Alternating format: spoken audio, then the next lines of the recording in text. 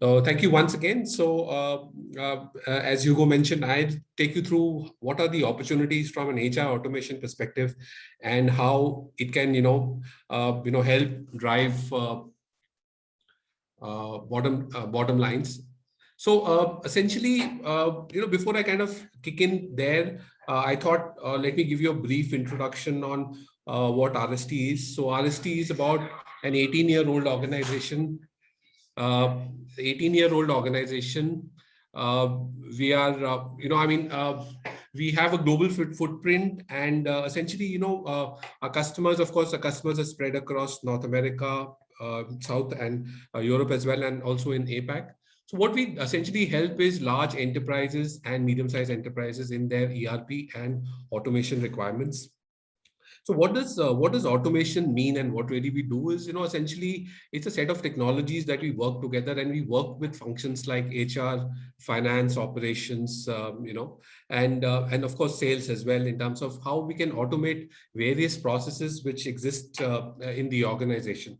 As I mentioned, business process automation is a slew of technologies, and these are our partners we work with in terms of helping businesses automate their business processes actually. I think it's a good point to kind of segue into how has HR evolved over the years. Of course, in the industrial age, we had HR, what one terms it now as HR 1.0, and we were good with spreadsheets, so it was okay, and our business was well managed with spreadsheets. And then, of course, let's say about more recently, about 10-15 years ago, we moved into what is now called the HR 2.0, of course, the internet age. And that's when we kind of got introduced to ERP, HRMS systems, and it was like really the need of the hour, and we could manage work with those. But now, I mean, and I think we've seen this in the earlier conversations which we were privy to a while ago, that we are essentially now in a stage where what HR has to be prepared as HR 3.0, because we're talking of the digital age. And what does it require from an automation perspective is, of course, uh, you need, I mean, what is expected of HR is, HR experiences. We've heard people talk about it, leaders coming in before us. And of course, there is the need to be need for HR as a business partner. There is essentially, there is a lot of discussion on how you can build in the design thinking into the organization, or even, I mean, how can you are on top of information, and you can take decision based on insights, is becoming definitely a key. And also, if you look at kind of KPIs which we are tracking, whether it is net promoter score, or the attrition rates, etc., or even pulse surveys, I mean, I think there is significantly enhanced role which is expected from HR, and therefore that's where automation comes into play. So those are, I think, those are the key advantages which technology kind of enables the whole process. And we've seen this, I mean, when you are in a digital age, it's not just about managing with what you have in terms of, let's say, an HRMS system, but I think there is a need from an automation perspective. So if you really look at what are the challenges, what retail organizations in general, and retail in more particular, from a people perspective, are facing, and we've heard this before. Let's say, I mean, there is innovation is definitely one on the cards, top of the challenges, because if you see, what's happening is that the stores were closed, but the businesses weren't closed. So how do you enable an organization when business is continuing, but it's not in the same way? So whether it's moving online, or you are moving into a more, let's say, a community based stores, pop-up stores, how do you enable the whole process? How do you get people ready for such a thing? Then, of course, trust is becoming a very key thing. Of course, trust is a two-way street between the people and the organization. So it means, getting the right kind of people, not just in terms of skill, but also the culture orientation and what their background states. More so from an organization perspective, because you see, last year we've seen some organizations had to take tough calls on compensation for that matter of fact. So organizations which were high on the trust score were able to kind of sail through far better than some other organization, because trust really played a key role. Or for that matter, we're talking of remote working or business continuity. You have some large projects which are to be delivered and people are sitting at home. How do you ensure that those projects actually get delivered by people? So what are the tools? How do you enable that whole process? I think, well, of course, it's really, it's really between, it's not just an IT thing, but, HR is expected to enable the whole process. So, that's another big challenge. There are new business models emerging. We've heard this before, that, organizations, and especially retail organizations, not happy just with what you say, customer satisfaction. I think what you're looking at is customer engagement, which means that very quickly people have to shift into new roles or new skill sets. How do you enable that whole process? Or even the fact that there is a constant need for communication, not just from the organization, but there's a need of the organization to collect information from its people.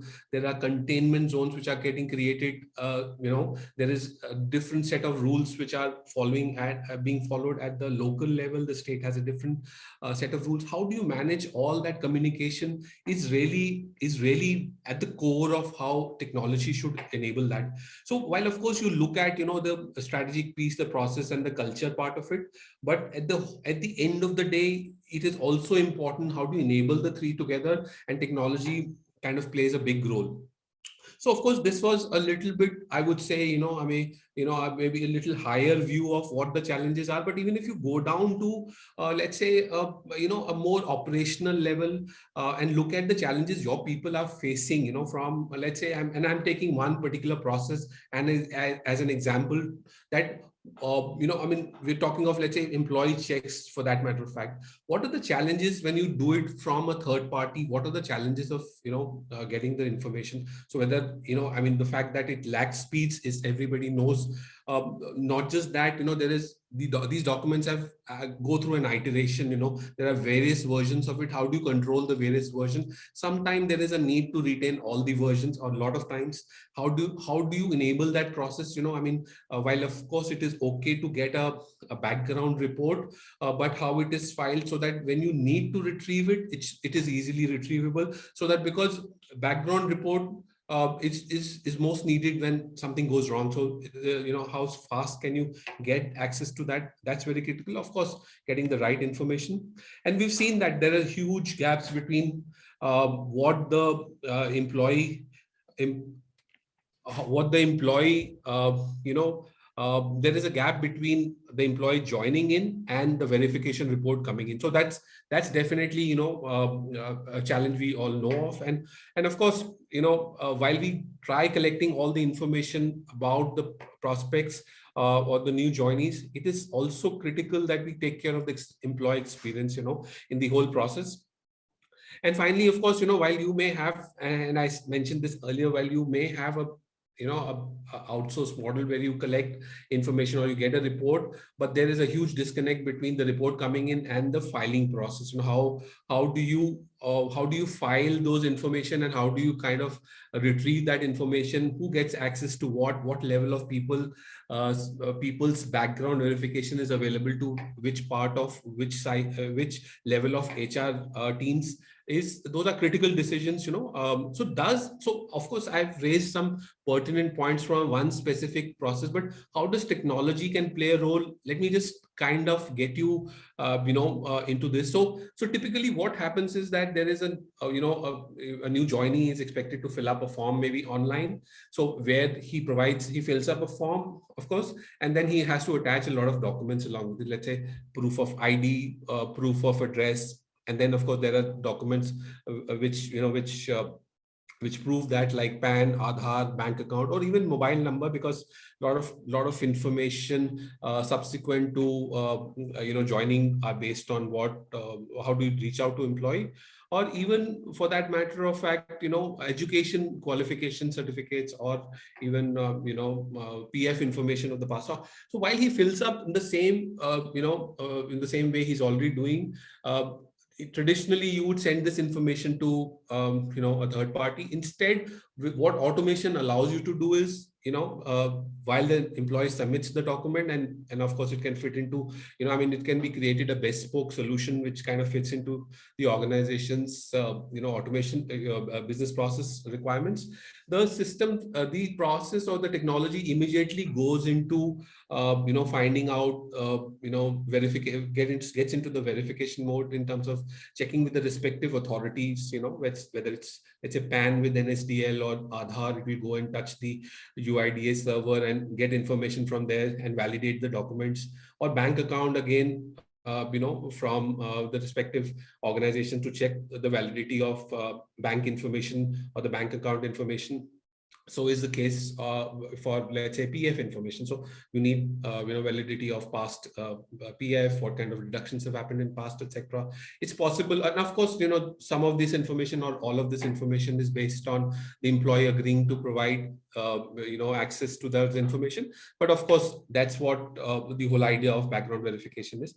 And the moment we touch the server, there is a report which gets generated, right, which gives and we are talking of, let's say, a few minutes, the report gets generated, and you have each employee's report, and which ones are verified, which ones are not verified, and so on and so forth, all of the documents. And then you can, of course, make subsequent process depending on if there is a failure, what actions have to be taken, and those subsequent steps can also be kind of automated in terms of who needs to be aware of what actions needs to go in, who all, etc. Needs to be informed, etc. Based on the process. And then, of course, like I said, it's a scalable process, as in, today you starting with, let's say, employee onboarding, but eventually you can extend it into the onboarding process, or even go up to the, let's say, subsequent process, so that the whole technology is scalable and can go up to and tackle all the processes which we are addressing from a business process automation perspective. So this is really a view on what really is automation. Just an example of what automation can do from a process perspective. So what are the advantages from a background automation with a background check which is automated? So rather than third party, you have a choice to do it in-house. Of course, you have speed on your side. So instead of information coming to you in weeks, you get information on a tip of your finger. Within minutes, you have it. You don't have the need to share the data with the third party. So, privacy or company information is, protected. I mentioned this earlier. It is a scalable process, as in, the adjacent processes, etc. can be, the technology can be extended to, include those processes as well. More importantly, there is, it creates independence for HR as a function, which means that most changes, it's a low code or no code technology, which means that most changes, let's say changes in form or L1 kind of support, happens within HR function. You don't even need dependence on IT. They come in at a much later stage, the speed and turnaround times are, of course, very, extremely high, and which, of course, leads to the last and very important point, is that there is, of course, cost saving from that perspective. So you are at a lower cost, on scale. You also have huge advantages, right, from saving time and scalability and privacy, like I mentioned. So of course, this was one example of process automation. What are the other opportunities from that perspective? So of course, business process automation works not just, it works across the organization. We work with operations team, we work with finance team. So in finance, it could be accounts payable, accounts receivable, things like those we automate. And then, of course, there is a risk and compliance side. Background verification, of course, falls in between. But since we're talking of HR today, what are the other processes? It is like employee onboarding, offboarding, and recruiting, employee evaluation, for that matter of fact. And also, I just mentioned to you employee files. How do you manage employee files in a manner which is far more, efficient in a way, in a manner of speaking. It allows access to the right level of people, and it creates traces of what was done with that document. So it's an auditable facility. So this is essentially what my song is for today. We work across organization in HR, operations, finance, and of course risk compliance as well. So we are there on the stall. I think if there are, and our teams are kind of there, if you have any specific questions or you have any specific challenges you're facing, I will be happy to discuss those and share with you how technology can play a role.